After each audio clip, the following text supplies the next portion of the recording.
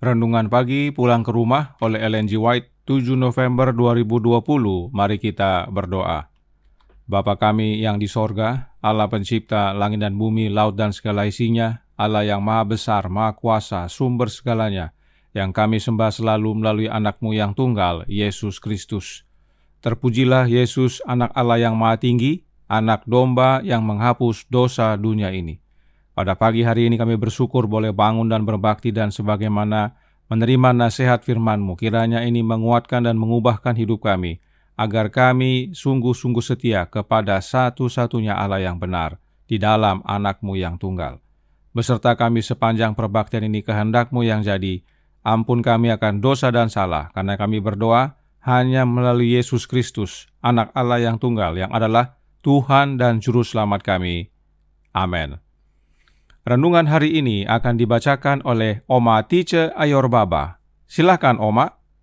Terima kasih untuk kesempatan yang diberikan kepada saya. Selamat pagi dan selamat hari Sabat, saudara-saudaraku yang dikasihi oleh Tuhan Yesus di mana saja saudara berada. Bacaan renungan pagi pulang ke rumah oleh Ellen G. White tanggal 7 November tahun 2020 berjudul Mempertahankan Karakter Allah. Ayat tema terdapat di dalam Yohanes 17 ayat 1 yang berbunyi, Bapa, telah tiba saatnya, permuliakanlah anakmu, supaya anakmu mempermuliakan engkau. Mari kita ikuti penjelasannya. Tetapi rencana penebusan itu mempunyai tujuan yang lebih luas dan lebih dalam daripada hanya untuk keselamatan manusia. Bukanlah hanya untuk maksud ini saja Kristus telah datang ke dunia ini. Bukan hanya sekadar agar penduduk dunia yang kecil ini dapat menghargai hukum Allah sebagaimana mestinya, tetapi juga untuk mempertahankan tabiat Allah di hadapan alam semesta.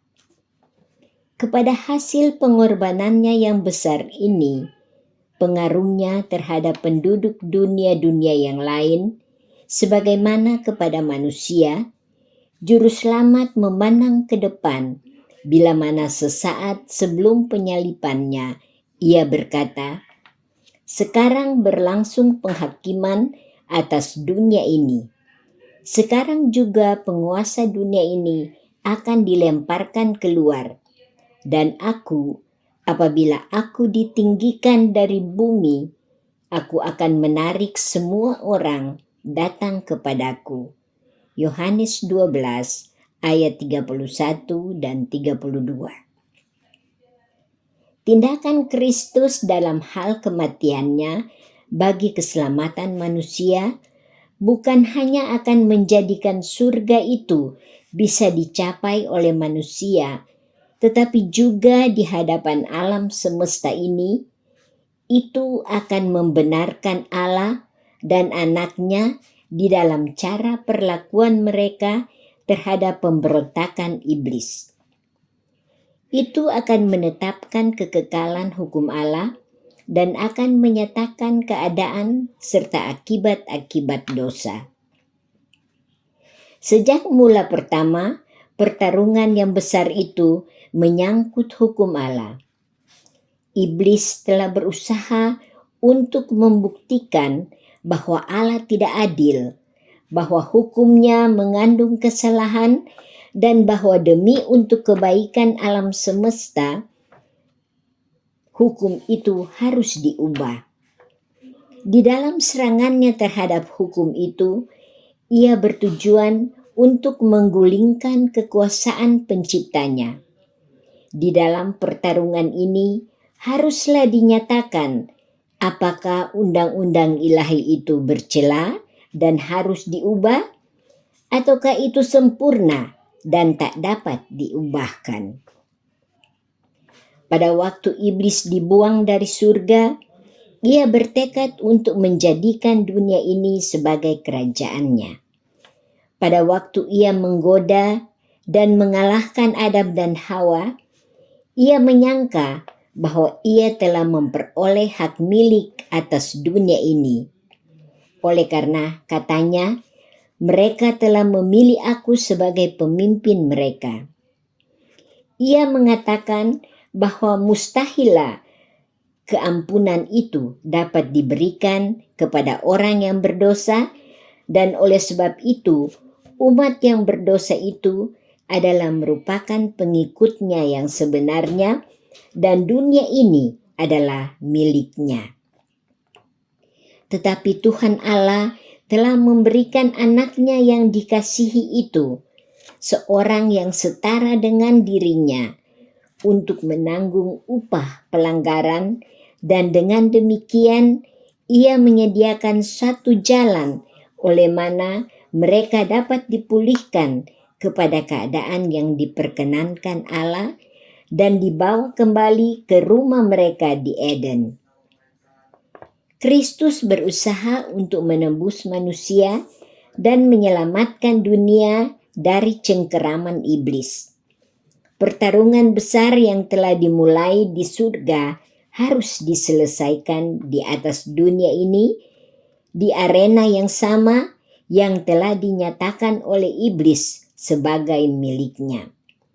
Dikutip dari Alfa dan Omega jilid 1 halaman 69 sampai 71. Terima kasih. Terima kasih atas penata layanan Oma Teacher. Tuhan Yesus memberkati. Selamat pagi saudaraku dalam Tuhan, selamat hari Sabat. Renungan hari ini berbicara tentang hukum serta hubungannya dengan karakter Allah. Roh Nubuat berkata dalam Christ in His Sanctuary halaman 165 paragraf 1. Hukum Allah sebagai wahyu dari kehendaknya, salinan karakternya harus bertahan selamanya sebagai saksi yang setia di sorga. Hukum Allah itu adalah salinan karakternya. Itu sebabnya kekal, karena karakter Allah tidak berubah. Bahkan karakter Allah tersebut adalah juga untuk kita. Christ Object Lesson halaman 315 paragraf 1 menyatakan, Allah menuntut kesempurnaan anak-anaknya. Hukumnya adalah salinan dari karakternya sendiri, dan itu adalah standar dari semua karakter. Nah, apa yang setan berusaha lakukan? Para Nabi dan Bapa, volume 1, halaman 61, paragraf 2. Sejak mula pertama, pertarungan yang besar itu menyangkut akan hukum Allah. Setan telah berusaha untuk membuktikan bahwa Allah tidak adil, bahwa hukumnya mengandung kesalahan, dan bahwa demi untuk kebaikan alam semesta ini, hukum itu harus diubah. Di dalam serangannya terhadap hukum itu, ia bertujuan untuk menggulingkan kekuasaan penciptanya. Kutipan ini terdapat juga dalam renungan hari ini dalam paragraf kedua. Jadi, setan berusaha membuktikan bahwa hukum Allah ada kesalahan, karenanya harus dirubah. Itu artinya bagi setan, karakter Allah ada kesalahan, dan karenanya setan mau rubah karakter Allah.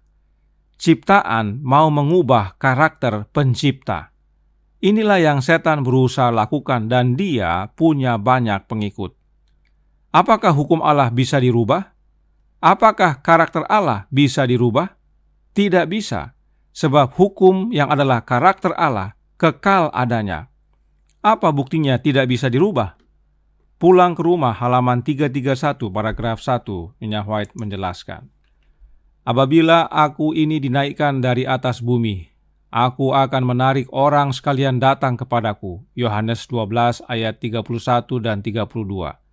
Tindakan Kristus dalam hal kematiannya bagi keselamatan manusia bukan hanya akan menjadikan sorga itu bisa dicapai oleh manusia, tetapi juga di hadapan alam semesta ini, itu akan membenarkan Allah dan anaknya di dalam cara perlakuan mereka terhadap pemberontakan setan. Itu akan menetapkan kekekalan hukum Allah dan akan menyatakan keadaan serta akibat-akibat dosa. Hukum Allah dipertahankan yang adalah salinan karakter Allah melalui kematian anaknya.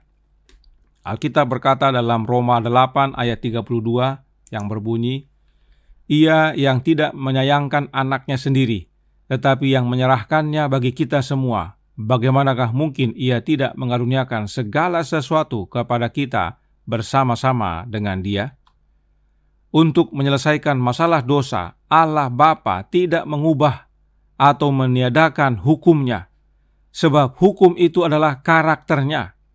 Karenanya harus ada yang menerima akibat pelanggaran hukum tersebut, dan itu digenapi dalam diri anaknya. Kematian anak Allah bukan hanya membuka jalan yang baru dan hidup bagi kita kepada Bapa, tetapi juga untuk menyatakan kepada alam semesta bahwa hukum Allah yang adalah karakternya kekal, tidak berubah.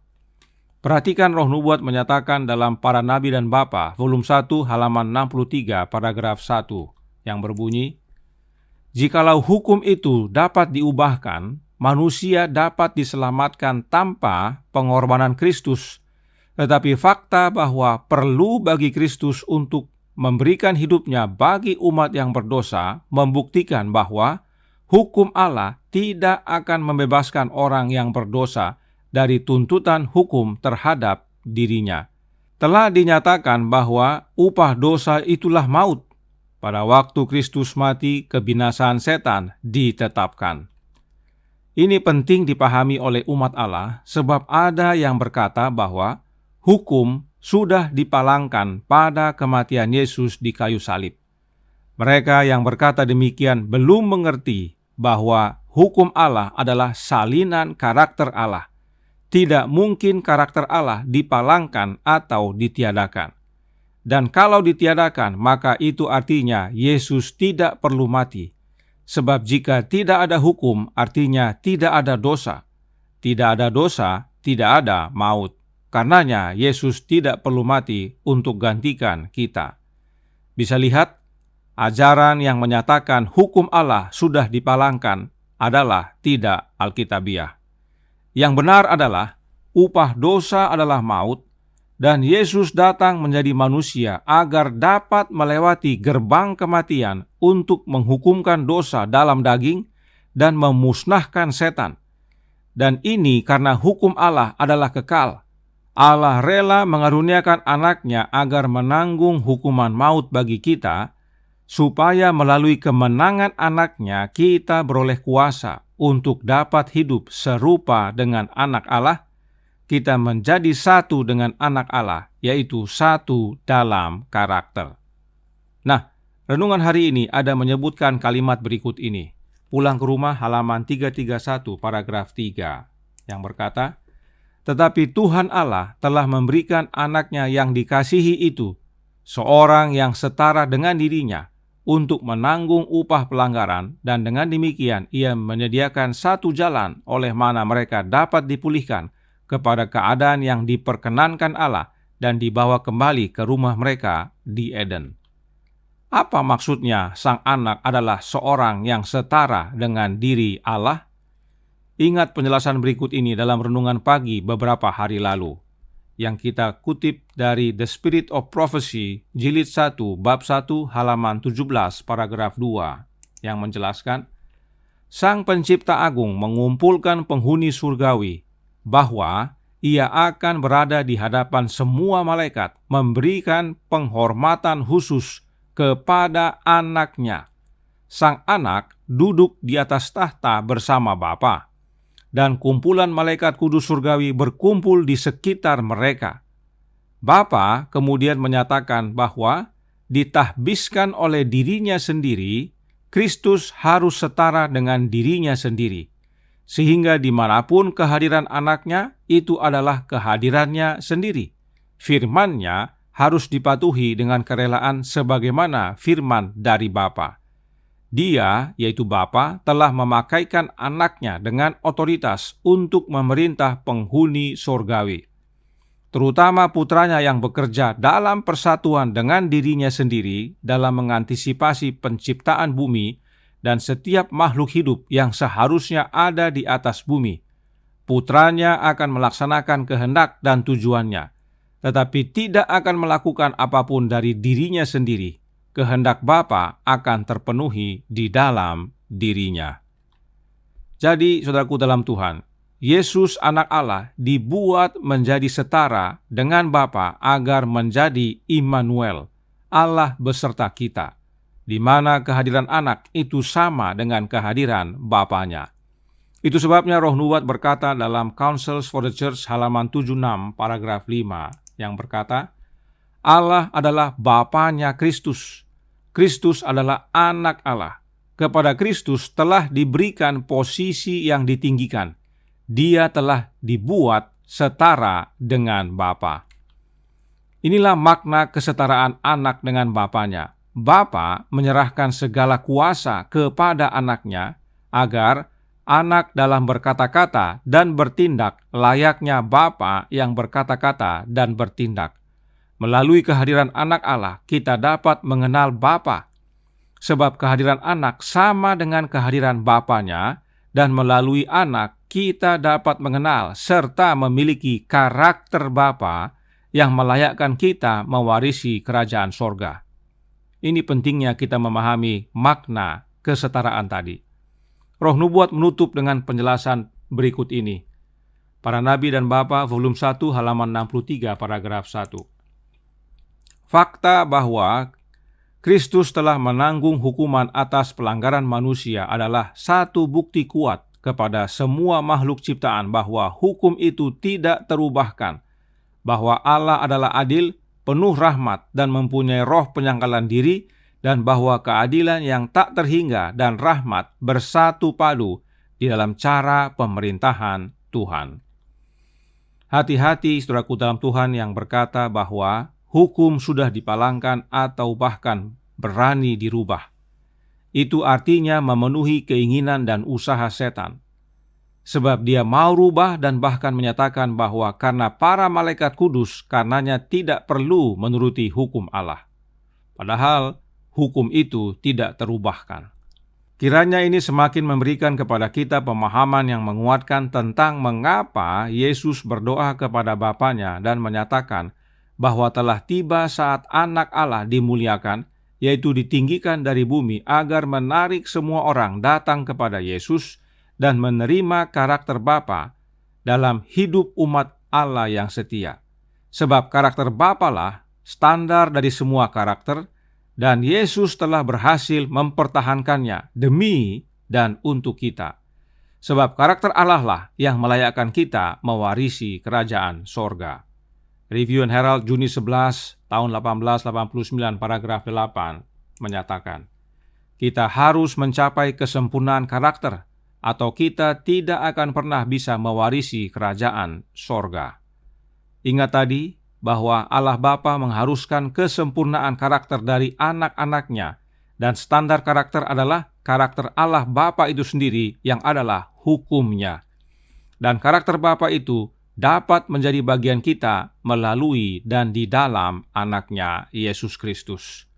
Surat nomor 95 tahun 1901 paragraf 25 Nyonya White menyatakan, karakter yang dibentuk di sini haruslah serupa dengan karakter Kristus, atau kita tidak akan pernah bisa mendengar sambutan, "Mari, hai kamu yang diberkati oleh Bapa-Ku, terimalah kerajaan yang telah disediakan bagimu sejak dunia dijadikan." Matius 25 ayat 34.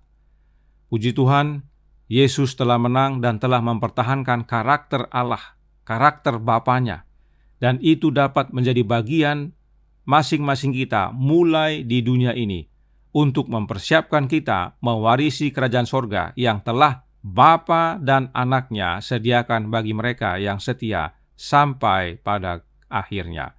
Tuhan memberkati. Saya bawa dalam nama Yesus. Amin. Mari kita berdoa. Bapa kami yang di sorga, Allah pencipta langit dan bumi, laut dan segala isinya, yang kami sembah selalu melalui anak-Mu yang tunggal, Yesus Kristus.